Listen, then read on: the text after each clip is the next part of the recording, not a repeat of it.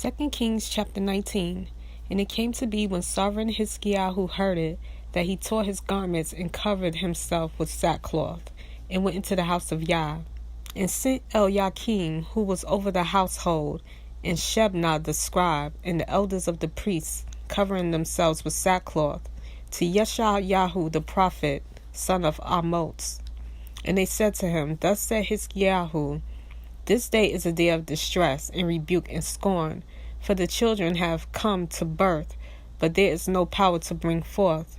It could be that Yah Elohim does hear all the words of Rabshakeh, whom his master the sovereign of Asher has sent to reproach the living Elohim, and shall rebuke the words which Yah Elohim has heard. Therefore lift up your prayer for the remnant that is left. And the servants of sovereign Hiskiyahu came to Yeshayahu, and Yeshayahu said to them, Say this to your master, Thus said Yah, Do not be afraid of the words which you have heard, with which the servants of the sovereign of Asher have reviled me. See, I am putting a spirit upon him, and he shall bear a report and return to his own land, and I shall cause him to fall by the sword in his land. And the Rabshakeh returned and found the sovereign of Asher fighting against Libnah, for he had heard that he had left Lachish. And when the sovereign heard concerning Tahakah, sovereign of Cush, See, he has come out to fight against you, he again sent messages to Hiskiyahu, saying, Speak to Hiskiyahu, sovereign of Yehudah, saying, Do not let your Elohim in whom you trust deceive you, saying, Yerushalayim is not given into the hand of the sovereign of Asher. See, you have heard what the sovereigns of Asher had done to all lands by putting them under the ban. And are you going to be delivered? Having the mighty ones of the nations delivered those whom my fathers have destroyed, Gozan and Haran and Retseph, and the sons of Eden who were in Telasar? Where is the sovereign of Hamath, and the sovereign of Arpad, and the sovereign of the city of Sepharwayim, Henna, and Ewa?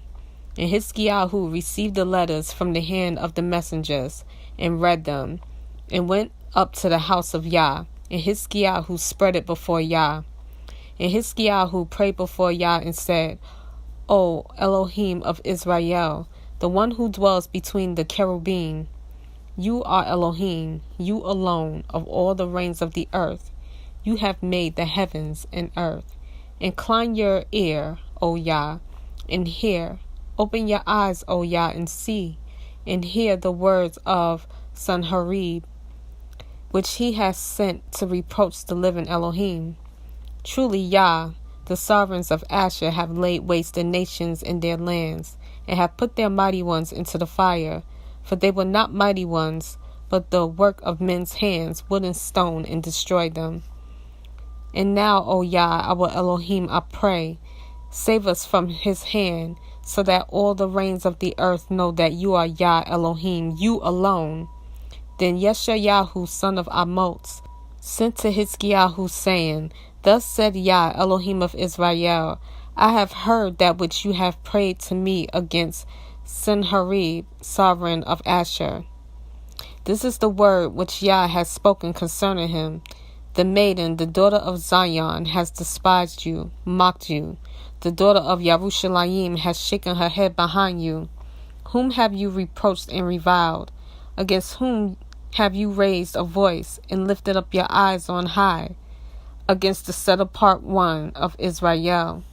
By the hand of your messengers you have reproached Yah and said, With my many chariots I have come up to the height of the mountains, to the sides of Lebanon, and I cut down its tall cedars, its choice cypress trees, and I enter its remotest parts, its thickest forests. I have dug and drunk strange water. From the soles of my feet I dry up all the streams of defense. Have you not heard long ago I made it? From the days of old I formed it. Now I have brought it to be that you should make walled cities ruinous heaps, and their inhabitants are powerless. They were overthrown and put to shame. They were as grass of the field and the green plants, as the grass on the housetops, and withered before it came up. But I know you're sitting down and going out, and you coming in your rage against me. Because your rage against me and your pride have come up to my ears, I shall put my hook in your nose and my bridle in your lips, and I shall turn you back by the way which you came. And this is the sign for you.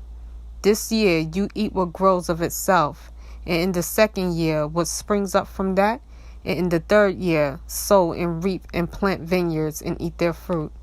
And the remnant who have escaped of the house of Yehuda shall again take root downward and be fruitful. For out of Yerushalayim comes forth a remnant, and those who escape from Mount Zion. The ardor of Yah does this. Therefore thus said Yah concerning the sovereign of Asher, he does not come into this city, nor does he shoot an arrow there, nor does he come before it with a shield, nor does he build a siege mound against it. By the way that he came, by the same he turns back, and he does not come into this city, declares Yah. And I shall defend this city, to save it for my own sake, and for the sake of Dawid my servant. And it came to be in that night, that the messenger of Yah went out and struck in the camp of Asher 185,000. And they rose up early in the morning and saw all of them dead bodies. And Sanherib, sovereign of Asher, broke camp and went away, and turned back and remained in Nineveh. And it came to be, as he was bowing himself in the house of Nisroch, his mighty one, that his sons Adramelech and Sharezer struck him with the sword, and they escaped into the land of Ararat, and his son Esarhaddon reigned in his place.